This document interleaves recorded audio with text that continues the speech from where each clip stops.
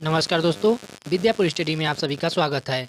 दोस्तों, जैसा कि आप सभी को पता है, हम लोग डेली एसएससी जीडी के लिए जीके जीएस का प्रैक्टिस सेट करते हैं। आज की वीडियो में हम आपके लिए प्रैक्टिस सेट नंबर 6 लेकर आया हूं। तो चलिए दोस्तों, ज़्यादा बात न करते हुए अपने क्वेश्चन को देखेंगे। और पहला क्वेश्चन है, भारत के संविधान में निम्नलिखित में से कौन सा अनुच्छेद भारत के नियंत्रक महालेखा परीक्षक के कर्तव्य और शक्तियों से संबंधित है? आपके ऑप्शन है अनुच्छेद 234, अनुच्छेद 149, अनुच्छेद 189, अनुच्छेद 354। तो आपको बताना है दोस्तों कि नियंत्रक महालेखा परीक्षक के कर्तव्य और शक्तियों से कौन सा अनुच्छेद संबंधित है।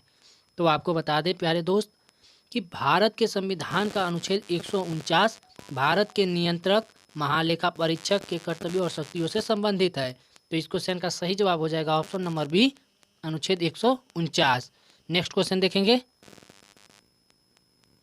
अगला प्रश्न है दोस्त, ग्रेट इंडियन नोवेल के लेखक कौन है? आपके ऑप्शन है, पहला ऑप्शन विक्रम सेठ, दूसरा ऑप्शन है चित्रा बनर्जी, तीसरा ऑप्शन है शशि थरूर, डी ऑप्शन है अरविंद अडिगा। तो प्यारे दोस्त, ग्रेट इंडियन नोवेल के लेखक शशि थरूर है। तो इस क्वेश्चन का सही जवाब हो जाएगा option number C, Shashi Tharoor. अगले प्रश्न की तरफ चलेंगे। अगला प्रश्न है, भान पाथेर निम्न में से किस राज्य का नृत्य है? गोवा, हरियाणा, कश्मीर, सिक्किम। तो आपको बता दें, भांड पाथेर जो है ये कश्मीर का नृत्य है। तो इस क्वेश्चन का सही जवाब हो जाएगा दोस्तों ऑप्शन नंबर सी, कश्मीर। ये नृत्य जो दोस्तों समाज में प्रचलित सामान्य जीवन, परंपराओं और बुराइयों को दर्शाता है। तो इसको भी आप लोग ध्यान में रखिएगा। नेक्स्ट क्वेश्चन है, नदी के उस, ये उसे नहीं है दोस्त, उस होगा, नदी के उस ज्वारी मुहाने को क्या कहते हैं जहां मीठे, ताजे व खारे जल का सम्मिलन होता है? ऑप्शन है तंग घाटी, द्वीप समूह, वलन, ज्वार नदमुख। तो दोस्तों, जहां मीठे, ताजे व खारे जल का सम्मिलन होता है उसे ज्वार नदमुख कहते हैं। तो इस क्वेश्चन का सही जवाब हो जाएगा ऑप्शन नंबर डी, ज्वार नदमुख। नेक्स्ट क्वेश्चन देखेंगे। अगला प्रश्न है दोस्त, निम्न में से कौन सा मौद्रिक सिद्धांत कहता है कि बुरी मुद्रा अच्छी मुद्रा को चलन से बाहर कर देती है? आपके ऑप्शन है पेरेटो दक्षता, गुणांक प्रभाव, मार्शल का सीजर्स विश्लेषण, ग्रेसम का नियम।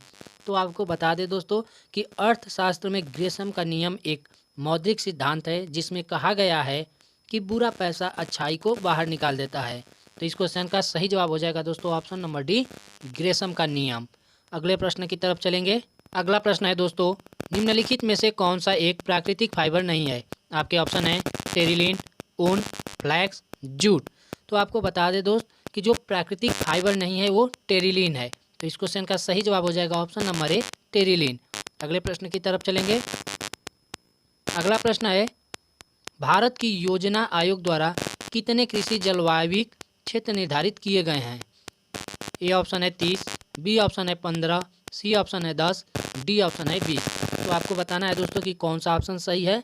तो आपको बता दें दोस्त कि योजना आयोग द्वारा कृषि जलवायविक क्षेत्र निर्धारित जो किए गए हैं वो कुल 15 किए गए हैं। तो इस क्वेश्चन का सही जवाब हो जाएगा दोस्तों ऑप्शन नंबर बी, 15। अगले प्रश्न की तरफ बढ़ेंगे। निम्नलिखित में से कौन सा युद्ध अकबर द्वारा लड़ा गया नवीनतम युद्ध है? आपके ऑप्शन हैं तुकाराम की लड़ाई, हल्दी घाटी की लड़ाई, थानेसरी की लड़ाई, पानी की द्वितीय लड़ाई। तो बताना है दोस्तों कि अकबर द्वारा लड़ा गया नवीनतम युद्ध कौन सा है। तो आपको बता दें दोस्तों, हल्दी घाटी की लड़ाई बाकी लड़ाइयों की तुलना में अकबर द्वारा लड़ी गई आखिरी लड़ाई थी। तो इस क्वेश्चन का सही जवाब हो जाएगा दोस्तों option number B, Haldi Ghati की लड़ाई। अगले प्रश्न की तरफ चलेंगे। अंतर्राष्ट्रीय समझौता मॉन्ट्रियल प्रोटोकॉल निम्न में से किससे संबंधित है? वन्यजीव, रामसर स्थल, ओजोन लेयर, विश्व धरोहर स्थल। तो आपको बताना है दोस्त कौन सा ऑप्शन सही है। तो आपको बता दें, ओजोन परत जो कि मॉन्ट्रियल प्रोटोकॉल को समाप्त करने वाले पदार्थों पर मॉन्ट्रियल प्रोटोकॉल 1987 में किया गया एक अंतर्राष्ट्रीय करार है।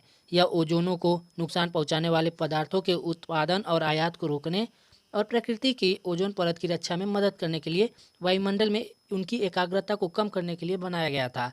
तो इस सब फैक्ट को आप लोग ध्यान में रखिएगा और इस क्वेश्चन का सही जवाब हो जाएगा option number C, ozone layer.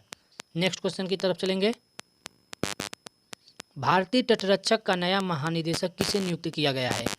Option है वीरेंद्र सिंह पठानिया, वी अनंत नागेश्वरम, मनोज कुमार कटियार, अशोक कुमार। तो बताना है दोस्तों कि भारतीय तटरक्षक का नया महानिदेशक कौन बना है। तो वीरेंद्र सिंह पठानिया बने हैं। तो इस क्वेश्चन का सही जवाब हो जाएगा option number A, Virender Singh Pathania. अगले प्रश्न की तरफ चलेंगे। बी आर अम्बेडकर ने निम्नलिखित में से कौन सी पुस्तक लिखी थी?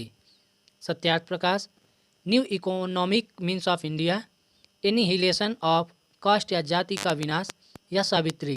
तो आपको बताना है कि अम्बेडकर जी के द्वारा लिखी हुई कौन सी पुस्तक है इसमें। तो आपको बता दें दोस्तों कि अम्बेडकर जी के द्वारा लिखी हुई एनिहिलेशन ऑफ कास्ट या जाति का विनाश पुस्तक है। तो इस क्वेश्चन का सही जवाब हो जाएगा ऑप्शन नंबर सी। अगले प्रश्न की तरफ चलेंगे। अगला प्रश्न है, किस कोशिकांग को कोशिका के बिजली घर के नाम से जाना जाता है? लाइसोसोम, माइक्रोकॉन्ड्रिया, यकृत, अमाशय। तो बताइए दोस्तों कि कोशिका के बिजली घर के नाम से किसे जाना जाता है? तो दोस्तों कोशिका के बिजली घर के नाम से माइक्रोकॉन्ड्रिया को जाना जाता है।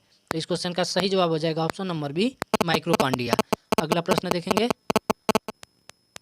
बिजली की चमक दिखाई देने की तुलना में गड़गड़ाहट की आवाज़ बहुत बाद में सुनाई देती है। यह क्या दिखाता है? ध्वनि की गति प्रकाश की गति से बहुत कम होती है, ध्वनि की गति प्रकाश की गति से 3 गुना है, ध्वनि की गति प्रकाश की गति से 2 गुनी है, ध्वनि की गति प्रकाश की गति के समान होती है। तो बताइए दोस्तों कि बिजली की चमक पहले दिखाई देती है और गड़गड़ाहट की आवाज़ बाद में सुनाई देती है।